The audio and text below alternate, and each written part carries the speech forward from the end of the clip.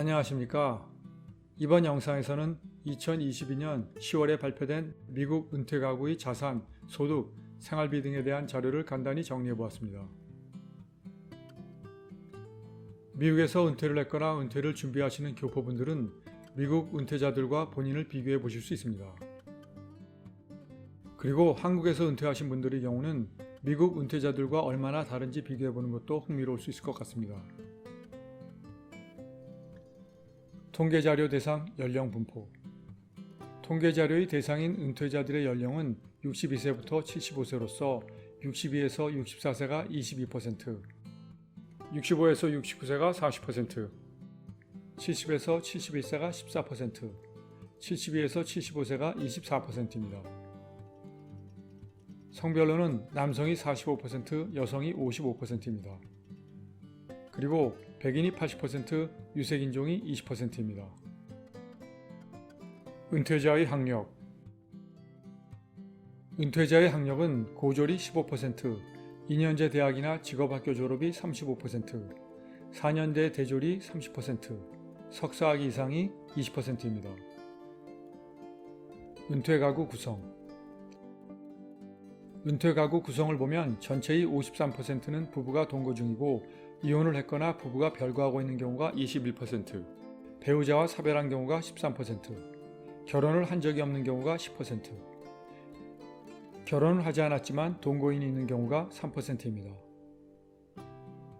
유동성 자산. 현금, 예금, 주식 등의 유동성 보유 자산은 25,000불 미만이 22%, 25,000에서 75,000불 미만이 17%, 75,000에서 25만 불 미만이 20%, 25만 불에서 50만 불 미만이 14%, 50만 불에서 200만 불 미만이 23%, 200만 불 이상이 4%입니다. 즉, 4가구 중 1가구의 유동성 자산이 50만 불 이상입니다. 유동성 자산에 대한 인식. 은퇴가구의 7%는 유동성 자산이 충분하다고 생각하고 있으며 11%는 어느 정도 충분하다고 생각하고 36%는 적당하다고 느끼고 있으며 22%는 부족하다고, 24%는 크게 부족하다고 생각하고 있습니다. 은퇴 시기. 55%가 조기에 은퇴했고 41%는 정상적으로 은퇴했으며 4%는 기대했던 것보다 늦게 은퇴했습니다. 3명 중 1명은 은퇴할 여유가 있어서 은퇴했고 5명 중 1명은 건강상의 이유로 은퇴했습니다. 특히 유색인종의 경우 3명 중 1명이 건강 때문에 은퇴했습니다. 은퇴 후 소득 관리. 은퇴 후 소득의 관리는 30%가 재정 전문가의 도움을 받고 24%는 온라인 정보나 은퇴자 본인이 직접 찾아본 자료, 23%는 은퇴 전 근무했던 회사에서 제공한 정보, 21%는 관리를 전혀 하지 않습니다. 한 은퇴자가 2가지 종류 이상의 정보를 이용하므로 전체가 100%를 넘습니다. 16%는 가족과 친구가 제공한 정보, 14%는 은퇴 전 근무했던 회사가 추천한 전문가, 3%는 온라인의 전문가, 1%는 소셜미디어의 정보, 또 다른 1%는 TV, 라디오 등의 특정한 미디어의 전문가의 도움을 받고 나머지 6%는 다른 형태의 자료를 이용한다고 합니다. 은퇴 후에도 연 10만 불 이상의 소득이 있는 고소득자의 경우는 42%가 재정 전문가의 도움을 받는다고 합니다. 은퇴 후 취업 여부. 67%는 은퇴 후에 전혀 일을 한 적이 없으며 28%는 은퇴 후에도 일을 한 적이 있고 5%는 현재 일을 하고 있습니다. 은퇴 후에도 일을 했거나 일을 하고 있는 이유는 다양합니다. 생각지도 않았던 지출을 대비하기 위해서, 새로운 기술을 배우거나 새로운 경험을 하기 위해서, 사람들과 어울리기 위해서, 사회보장연금 혜택을 연기하기 위해서, 은퇴 후에도 보험이 필요해서, 여행이나 선물 구입을 위해서, 기본적인 생활비를 충당하기 위해서, 은퇴 후 소일거리로, 일 자체의 즐거움 때문입니다. 은퇴 후 소득원. 은퇴가구의 평균 연소득은 2021년 55,335불입니다. 자료조사가 2022년 10월에 이루어져서 2022년 연소득 자료는 없습니다. 소득원은 본인과 배우자의 사회보장연금, 회사연금, 개인연금, 확정연금, 애뉴이티. 애뉴이티는 원금이 보장되는 보험 상품으로서 매년 고정된 연금을 받는 형식입니다. 취업, 장애보험, 임대소득. 이와 같은 여러가지 소득원 중에서 사회보장연금의 비중이 가장 높고 임대소득의 비중이 가장 낮습니다. 은퇴 후 부채. 은퇴 가구의 40%는 신용카드 부채가 있으며 30%는 주택융자, 23%는 자동차융자, 11%는 의료비와 관련된 부채가 있습니다. 한 은퇴 가구가 두 종류 이상의 부채를 갖고 있을 수 있어서 합이 100%를 넘습니다. 특히 흑인의 60%, 히스패닉의 58%가 신용카드 부채가 있으며 의료비 부채도 흑인이 25%, 히스패닉이 21%로 평균보다 매우 높습니다. 부채 상환 능력. 은퇴 가구의 4%는 부채가 없으며 42%는 충분히 상환할 능력이 있고 43%는 어렵지 않게 상환하고 있으며 9%는 갚기가 어려운 상황이고 2%는 부채 때문에 거의 파산 상태입니다. 월 지출비.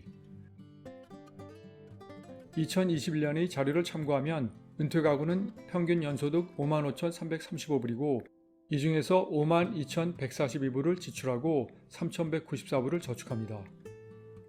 즉 소득이 월 4,611불이고 지출이 4,345불, 저축이 266불입니다. 2022년의 경우 은퇴 가구의 15%가 월 지출이 1,000불 미만이고 33%가 1,000에서 2,000불 미만, 20%가 2,000에서 3,000불 미만, 13%가 3,000에서 4,000불 미만, 8%가 4,000에서 5,000불 미만, 5%가 5,000에서 6,000불 미만, 3%가 6,000에서 7,000불 미만, 나머지 3%가 7,000불 이상입니다. NH투자증권의 자료에 따르면 한국의 은퇴 가구는 평균 월소득에 따라서 5개의 층으로 구별할 수 있습니다. 전체의 17%가 절대 빈곤층으로서 월소득 101만원이며 소득의 대부분이 기초연금과 같은 공적 수혜금입니다. 상대 빈곤층은 39.3%로서 월소득 125만원입니다. 은퇴 중산층은 33.1%로서 월소득 198만원입니다. 이 중에 공적 연금이 아닌 개인연금, 월세 등의 재산소득 60만원이 포함되어 있습니다. 은퇴 상류층은 8.1%로서 월소득 372만원인데 이 중에서 재산소득이 180만원입니다. 은퇴 귀족층은 2.5%인데 월소득이 525만원이고 이 중에서 재산소득이 330만원입니다. 미국 은퇴 가구의 월지출과 비교하면 전체적으로 분포 양상은 비슷하지만 한국 은퇴 가구의 절대소득이 크게 낮은 것을 확인할 수 있습니다. 한국 은퇴 가구가 월소득을 모두 매월 지출한다고 가정하고 미국 은퇴 가구의 월지출과 비교하면 월 1,000불 이하가 56.3%로서 은퇴 가구의 절반 이상이 월소득 1,000불도 안됩니다. 또한 한국 은퇴 가구의 소득을 연평균으로 환산하면 약 2,100만원, 즉 약 16,000불로서 미국 은퇴 가구의 2021년 평균 연소득인 55,335불보다 크게 작습니다. 미국과의 차이를 고려한다고 해도 한국은 국민소득에 비해서 은퇴 가구의 소득이 매우 낮은 것 같습니다. 자식들에게 지나치게 많은 경제적인 도움을 주는 것이 큰 이유일 수도 있습니다. 항목별 월 지출 비율. 미국 은퇴 가구의 2022년 월 지출 내역을 보면 주택융자금, 주택보유세, 주택보험, 수리 등의 주택 관련 지출이 월소득의 30%이고 다음으로 외식을 포함하는 식비가 26%, 자동차 할부금, 유지비 등 교통 관련이 11%, 오락 8%, 건강보험료가 8%, 의료기입 6%, 기타 6%, 본인부담 의료비 5%입니다. 그러면 미국 은퇴 가구 2021년 연소득 총액을 2022년 월지출 항목에 적용하겠습니다. 주택 관련 지출이 15,642불인데 미국의 경우 보통 아파트나 작은 주택에서 시작하지만 점점 큰 주택으로 이사하기 때문에 대부분 30년 융자를 받아서 은퇴 후에도 주택 융자금을 갚아야 하는 경우가 많습니다. 게다가 주택 보유사가 주마다 다르지만 주택 가격의 0.28%에서 2.49%로 큰 부담이 될 수 있습니다. 두 번째로 높은 항목인 식비는 13,557불로서 한 달에 1,000불 이상입니다. 특히 최근에 식재료비와 외식비가 많이 올라서인지 외식을 자주 하지 않고 소식하는 저희 부부도 한 달 식비가 1,000불 정도입니다. 한창 성장하는 자녀가 두세 명 있는 가족의 경우는 월 2,~3,000불도 보통이라고 합니다. 교통과 관련된 지출은 5,736불인데 은퇴 후에도 부부가 별도의 자동차를 갖고 있고 할부금을 갚아야 하는 경우도 흔하고 대형 트럭을 보유하고 있는 은퇴 가구도 많기 때문일 것입니다. 건강보험은 4,171불로서 월 350불이 조금 안 됩니다.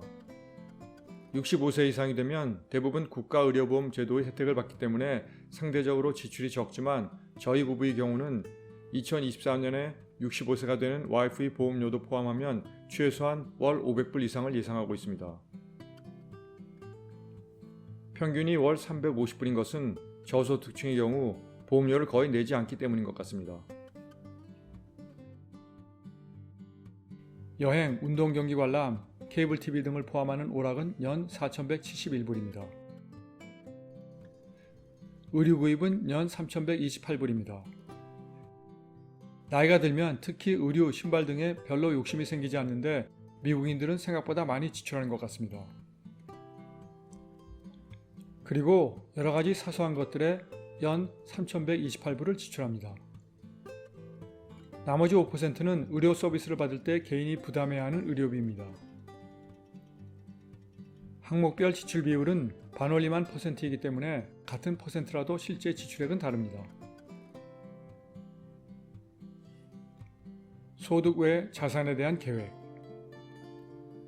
사망 시까지 소득 외 부동 및 유동자산을 어떻게 할 것인지에 대한 자료에 따르면 11%가 아무에게도 물려주지 않고 사망 시까지 모두 사용하거나 처분할 계획이며 33%는 자산의 상당 부분을 사용하거나 처분하려고 하고 34%는 일부만 사용할 계획이라고 합니다. 8%는 소득의 자산은 일절 사용하거나 처분하지 않을 계획이며 14%는 오히려 자산을 증식하려고 합니다. 은퇴 후 생활 수준. 은퇴 후 생활 수준 통계에 따르면 은퇴 가구의 10%가 은퇴 전보다 생활 수준이 높아졌다고 합니다. 58%는 은퇴 후에도 생활 수준이 달라지지 않았다고 했으며 32%는 생활 수준이 낮아졌다고 했습니다. 한국의 은퇴 가구에 대한 자료가 많지 않아서 직접 비교할 수 없었기 때문에 아쉽지만 미국 은퇴 가구의 여러 자료를 살펴보면서 저도 많은 것을 배우게 되었습니다. 시청해 주셔서 감사합니다.